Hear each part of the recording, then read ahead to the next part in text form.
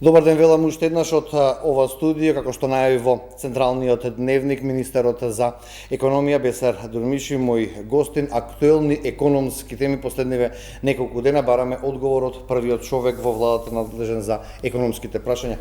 Министер, ти благодарам што ја прифати мојата покана да зборуваме за овие теми. Ви благодарам, моја чест е да присуствувам на вашите емисии.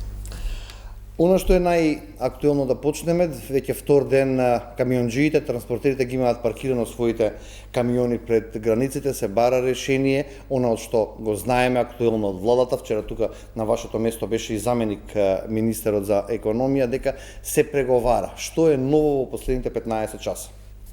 Да, значи од тоа што знаете, протестот на домашните транспортери има предупредувачки карактер и е организиран како израз на револт против новите правила на електронската евиденција што е во ќе биде донесен од Шенген зоната.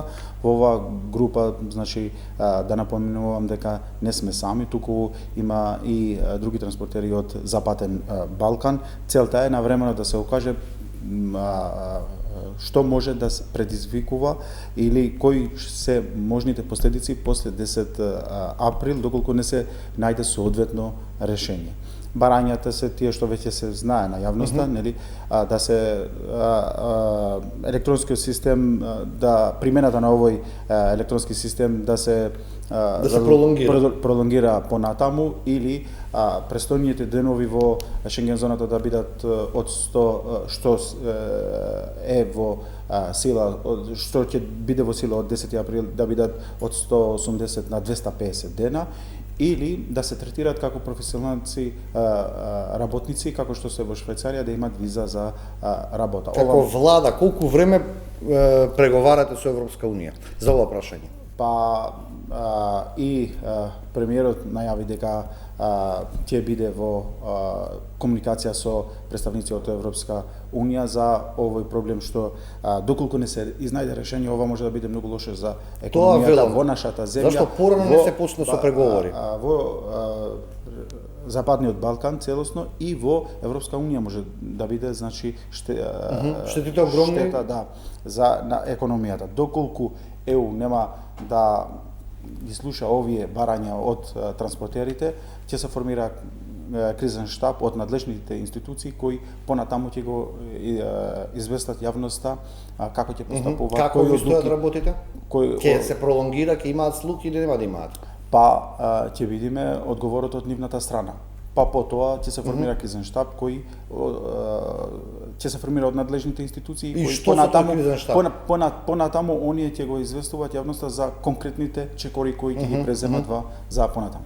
Што ќе се случи со кризниот штаб, освен што ќе информира? Ќе одат на повисоко ниво, ќе се преговара со Европската унија, ќе се бараат трети пазари, што ќе се случи? Ќе седнат, ќе ги доставуваат овие барање до Европска унија и понатаму ќе го известуваат, значи, и јавноста за конкретните чекори што ќе ги преземат од таму. Не може од сега да знам кои ќе бидат чекорите, од нормално дека кога ќе се формира треба да седнат и да се договарат за кои чекори понатаму. Прашањето ми беше второ, зошто порано не се почна со преговори? Ова се знаеше многу претходно, за да се актуализира, да се даде направи притисок оваа мерка да биде одложена со цел да нема штети врз економиите, не само нашата, тука е се и другите. Пак на време е организиран, значи, ова да речеме протестот поради тоа што не протестот, активностите на владата, протестот е сега 5 до 12 што се вели. Зошто владата не почна порано да преговара со Европска унија? Која беше причината? Па, значи, тоа што ти велам дека протестот е во дугот на тоа што ги покажуваат, нели, кои може да бидат последиците. Заедно со ова и владите од Западен Балкан, земјите од Западен Балкан, заедно, значи, и нашата влада, значи, нормално дека преговарат и барат од Европска унија за да се слушнат овие барања од транспортерите. Ако се дешава да не се слушат или да одат по таа одлука Европска унија, нормално дека тоа што ви кажав, да не се повторувам, дека ќе се формира еден крижен штаб од надлежните институции и од другите земји и понатаму ќе биде известен јавноста кои чекори ќе бидат преземени. Ќе излезете утре на протест со работниците пред Сојузот на синдикати? Значи, многу пати сум кажал за барањето од синдикатите, што е нели зголемување на платите, целосно и на минималната плата. Преговорите треба да одат преку трипартитниот диалог во институционална форма, заедно со синдикатите, работодавачите и владата. Ние сме го кажале нашиот став, дека сме против зголемувањето на минималната плата. Ние тој став го имаме, значи го држиме тој став што е во рамки надвор од законот. Што е во рамки на законот. Така? Нели има една методологија против надвор од законот да се зголема платата. Има една методологија и еден закон кој е на сила. Така. Што е утврдено како се пресметува минималната плата, каде што се усогласија на некој начин трите тела, и синдикатите, и работодавачите, и владата. Ние стоиме на овој закон, ово законско решение. Ако се бара ад хок, значи, нели, од синдикатите да се зголеми минималната плата или друго решение кое е надвор од законот, ние сме го кажале нашиот став кој е и дека за да се зголеми минималната плата треба да се гледат трите клучни фактори, односно таа методологија како се пресметува минималната плата. Тоа е да се гледа инфлацијата, да се гледа плаќањето на растот на просечната плата и уште така да се гледа продуктивноста која имаме ние.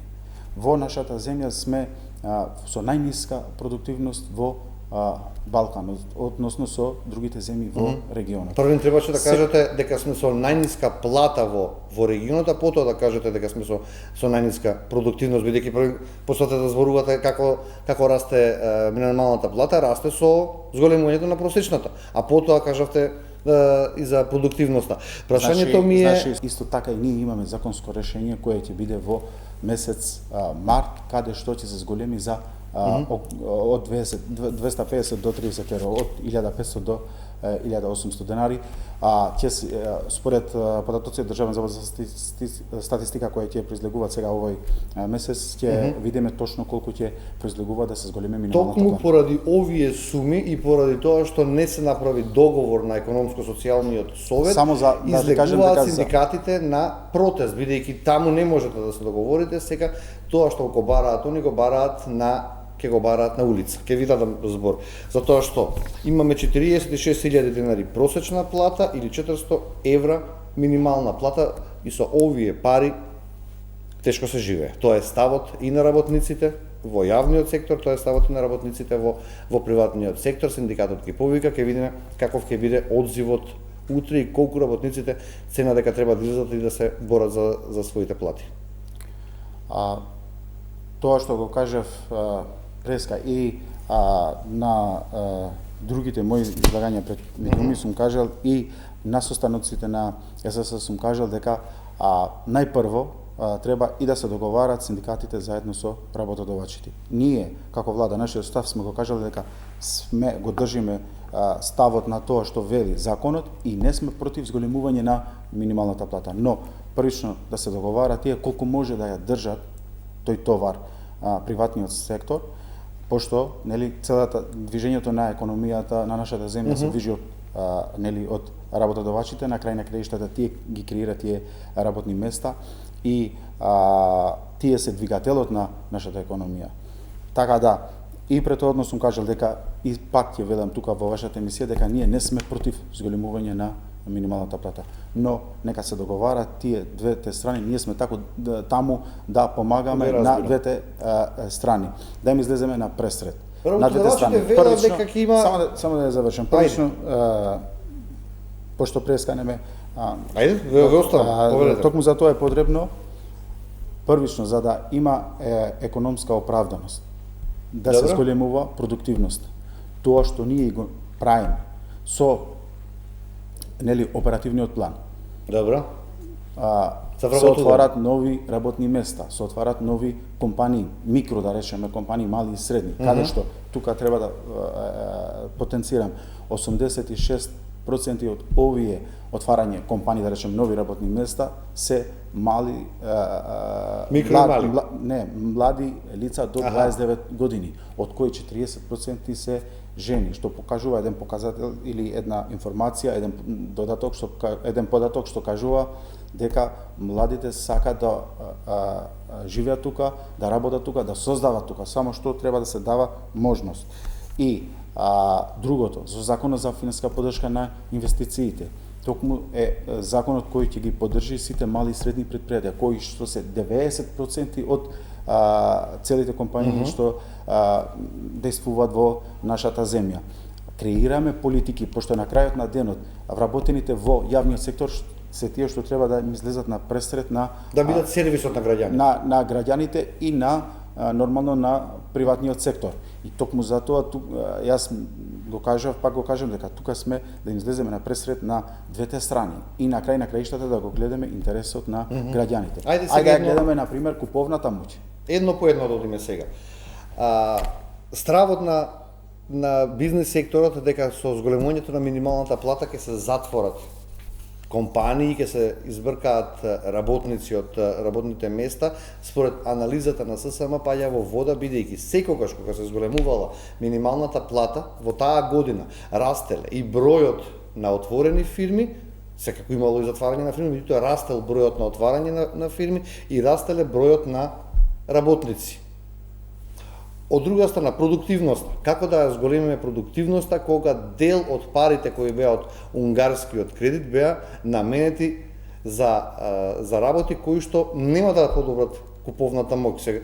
Се даваа за отварање на трговски центри, за отварање на хали, а не за купување на машини или за репроматеријали кои што ќе бидат директно влезени во производството и ќе го зголемат производството. Законот за финансиска поддршка на инвестициите е токму овој закон што поддржува, значи сите компании што се занимаваат со производство, токму за купување на машина. Ама има можности за други работи да се искористат. Од производство. Од кои од 10 до 50%, значи зависи од тоа каде е местото или каде е компанијата или која е насоката на тој производ. Зависи од тоа, значи има еден правилник од кој секоја компанија аплицира и ако го исполнува условите, на крај произлегува колку е процентот што треба да биде поддржана таа компанија, што е намената за производство и се зголемува продуктивноста, капацитетот на компанијата, се отварат нови работни места, исто така и за новите работни места што ќе се отварат, исто така се покрие со овој закон. Другото е дека исто така со отварање на нови работни места, со оперативниот план, каде што ќе ни биде исто така фокус оваа година, значи ќе имаме буџет околу 40 милиони евра и 2 милиарди и 390 милиони денари, каде што фокусот ќе биде на младите, за да можат исто така како минатата година, ова година да аплицираат што повеќе млади да може да отварат бизнис или да отварат нови работни места. Како се зголемува продуктивноста. Исто така, за младите имаме, еве сега ќе го најавувам тука кај вас, законот е прикачен на влада, наскоро ќе биде донесен и во собрание за младински додаток, каде што сите млади што се вработени до 23 години ќе имат поддршка до 5000 денари, значи до колку млади? Неограничено, значи сите млади што се вработени во приватниот сектор до 23 години ќе добијат младински додаток 5000 денари. Се зголемува вредноста од 3000 до 5000 денари. Значи, креираме политики за да го зголемуваме продуктивноста, на некој начин да достигнеме до таа цел за да го зголемуваме и минималната плата. Ако одиме со ад-хок решение без економска оправданост... А ова не е ад-хок решение? Со 5000 денари за младите? не е ток решение, поради тоа што ти кажав дека податоците од оперативниот план ни покажува дека имаме 86,5% апликации од младите. Значи, интересот е многу голем таму. Во ред, јас зборам дека ако има толку проценти од младите, зошто нема пари да се зголемат за десетина илјади работници кои што земаат минимална плата? Во јавниот сектор, според сите тие дотаци што ги земат, многу е мал или скоро нема ниту еден што зема минимална плата. Затоа што имаат и ноќни трудови и мина труд, затоа иначе во приватниот сектор. Основицата е минимална. Ако го земеме предвид дека има 35.000 граѓани што земат минимална плата, што според податоците што ги имаме, ако го земеме на предвид бројот што имаме вработени во нашата земја скоро 700.000 граѓани, процентот е околу 3,5 или 4%. Знам дека е минимален, за тоа ви прашувам. Затоа не е поентата тука, затоа ние зборуваме да креираме политики за да го зголемиме продуктивноста, да креираме политики за да имаме поголема куповна моќ. Во делот на храна и пијалоци сме поевтина земја за купување на цените на пијалоци и храна. Од кого? Од кого? Од сите други земји во регионот. Знаете ли колку луѓе одат во Косово, во Србија да пазаруваат за време на викенд? Знаете ли вие дека горивото ни е најевтино од другите земји? Значи има ако го споредиме ако го земеме целокупно колку заработуваме, не се сложувам со ово. Ако го земеме целокупниот процес, значи и ги видиме сите индикатори, да, на крај на краиштата пак велиме дека ставот на владата е да, сме да се зголеми минималната плата, да бидеме во страна и на синдикатите и на работодавачите. Нека сума во ракав имате ако не можете да издржите со 600 евра минималец да понудите нешто друго, да не бидат 1500 денари зголемување. Значи тоа е зборам како за преговори да имате. Ако дојде до тоа. Тоа е законско решение кое ние горе-долу го знаеме колку може да се зголеми минималната плата.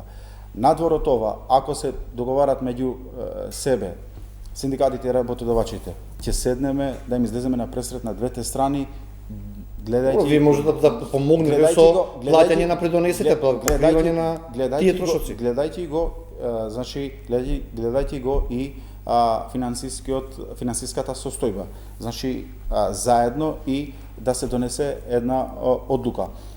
Меѓутоа, не е правецот или не е дискусијата или барањата да се направат во улици, туку треба се прават во тој економски социјален диалог кој е исто така е европска практика, каде што се имплементира и во другите земји, каде што може и ние да го водиме тој процес во рамки на економски социјален диалог. Таму да се отварат овие теми. Минатата седница, крај што ја имавме, се отвараше оваа тема. Синдикатите ги кажа своите предлози, зашто оние мислат дека треба да биде толку. Исто така и работодавачите, исто така и ставот на владата. Тогаш, нели, го известивме јавност. Дека немаше договор таму, синдикатите решија да излезат на улица. Го спомнавме тоа. Најголемиот револт, министар, знаете ли што е? Во сега следниот месец избраните именувани лица ќе добијат зголемување на платите од 250 евра по закон, како што велите вие, се според законот. И тоа е за закон за плати на избрани именувани лица.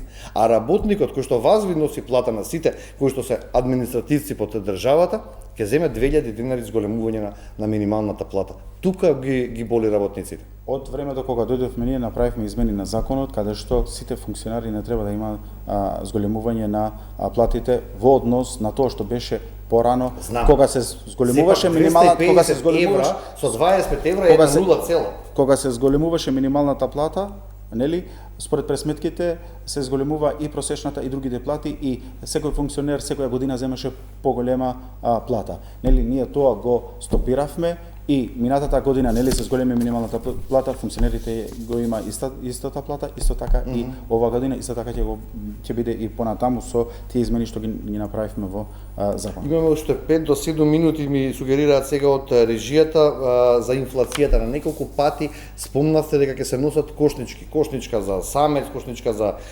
неколку члено семејство. Па се затиша таа тема, што се случува? Ќе се донесе или некаква друга пресметка за синдикалната кошничка? И колку тоа ќе влие на подобрување на животот на граѓаните? Значи, ние кога ги донесевме овие потрошувачки кошнички, знаете дека ги донесевме во време кога нели целиот ланец, трговците, производителите и дистрибутерите на некој начин ги зголемеа цените без економска оправданост. Значи, имаше зголемување на цените, многу процентни, да речеме, зголемувањето беше и во тој временски период ние бевме таму за да излеземе на пресрет на граѓаните и донесовме кошнички кои беа на интерес на граѓаните за да го заштитиме семејниот буџет. Каде се? Ги донесовте, реков. Сега, според релевантните институции што ние ги земеме податоците, односно од Државен завод за статистика, во месец октомври, во месец ноември и во месец декември има намалување на инфлацијата во делот на храна и безалкохолни пијалоци, овие три крајните месеци. 0,2, 0,4, 0,3, значи овие 3 месеци се гледа дека на некој начин се смируваат цените. Да, на годишно ниво повторно 4%. На годишно ниво е 4% и проекциите се за да биде под 3 оваа година. Секоја ваква донесување на некоја кошничка од тоа што знаеме од искуството дека во тој временски период таа одлука ги дава своите резултати, но понатаму значи пазарот се нарушува и цените се зголемува одма после завршување на одлуката или на таа потрошувачка кошничка во тој временски период. После завршување на таа одлука одма имаме зголемување на цените. Добро. И како ќе се намали инфлацијата? Им требаше на пазарот 3 до 4 до 5 или до 6 месеци да се стабилизира. И сите насоки, и сите значи предлози што ги имаме од економисти се дека треба да донесеме долгорочни решенија. Како што е, например, во Министерство за земјоделие што веќе почнува со акцијата Купувај домашно да се поддржат само треба некој да го произведе. Да се поддржуваат нашите домашните производители, земјоделците исто така. На некој начин средства да бидат наменети токму таму каде што им е потребно и директно значи да се намалуваат цените во производителите, трговците и дистрибутерите. Исто така тоа што се поврзува едното со друго е дека исто така што велам со закон за финансиска поддршка на инвестициите, каде што производителите, каде што производството ќе го поддржиме, ние ќе ги намалиме цените пошто сме увозна држава. Околу 70% увезуваме од надворешните земји. Ако сме увозна држава, тогаш зависиме од цените на другите земји, пошто тие ги прават цените. Затоа работиме на долгорочно решение за да ги поддржуваме домашните производители, земјоделци и да го стабилизираме пазарот. Што може да очекуваат македонските граѓани? Дали ќе порасне платата повеќе од 1500 денари во март? Тоа сака да го слушнат сега. Во месец, на крајот на овој месец или првите денови од месец февруари ќе имаме пак економски социјален совет. Додека ќе стигне месец март, ќе седнеме во СС и ќе поразговараме. Ке земете уврска да покриете некои од потрошоците на компаниите, да помогнете? Значи, само малку да го завршам ова. Ајде. Како влада сме на страната на граѓаните. И во секој состанок се отвара како тема, во секој седница на СС што го држиме, се отвара темата за минималната плата. Синдикатите ги кажуваат своите ставови и исто така го прават тоа и пред јавноста, исто така и работодавачите, па и ние како влада што сме на средина. Тој став што го имаме и стоиме на тој став. Тоа одлука или таа методологија и тој закон што е на сила, што е тврден и усогласен и од синдикатите што сега ќе протестират, и од работодавачите и од владата, ние стоиме на тој став. И секоја мерка, секоја политика што ја креираме да им излеземе на пресред на граѓаните. Тоа подразбира дека сакаме куповната моќ да го растеме, сакаме инфлацијата, работиме на насока инфлацијата да биде во стабилна. Работиме во насока, креираме политики, нели, во оперативниот план за повеќе млади лица да се вработуваат. Работиме во Законот за финансиска поддршка на инвестициите, каде што ќе ги поддржиме домашните производители. Исто така и луѓето што ни се иселени. Ако се враќат после 5 или 6 години, одлучуваат да се враќат тука да инвестират, имаат скоро 50% повратна средства или поддршка од владата, поконкретно од Министерството, за да го зголемат капацитетот да го ја направиме бизнис климата и трудовниот пазар, исто така и бизнис климата, значи двете страни и ги гледаме, целата слика ја гледаме, и на крај на краиштата интересот ни се граѓаните, не само една страна, да речеме, ако синдикатите имаат барање, еве да се зголеми минималната плата адхок како што оние барат, а на другата страна работодавачите имаат други барања, ние ако одиме го држиме едната страна, а не го држиме другата, или некој друго барање да го држиме работодавачите, да не ги поддржуваме синдикатите, тоа подразбира дека не ги гледаме сите граѓани еднакво. На крајот заклучокот е дека не ми одговорите каква ќе биде платата во март. Она што можам да го констатирам од првото интервју 24-та кога бевте тука, сега сте многу поискусен политичар, тогаш ми одговаравте како економиста, сега ми одговарате како политичар. За крајот сакам да ве прашам дали се чувствувате комотен во министерската фотелја. Реконструкцијата се уште е тема која што е во политичките води. Останувате министер по реконструкцијата или? Значи, од денот кога сум бил именуван, значи посветено работам на обврските што ги имам во министерството. Ако има вакво нели реконструкција или ако има вакво изменување, навремено ќе биде известено јавноста. Сега за сега посветени сме на работата. А вие чувствувате комотен? Не комоден, туку посветен сум на работата секојдневно. Министер, ви благодарам што бевте мој гостин денеска. Почитувани, се надевам дека го задржа вашето внимание и денеска. Останете со програмата на телевизија 24. Од мене пријатно.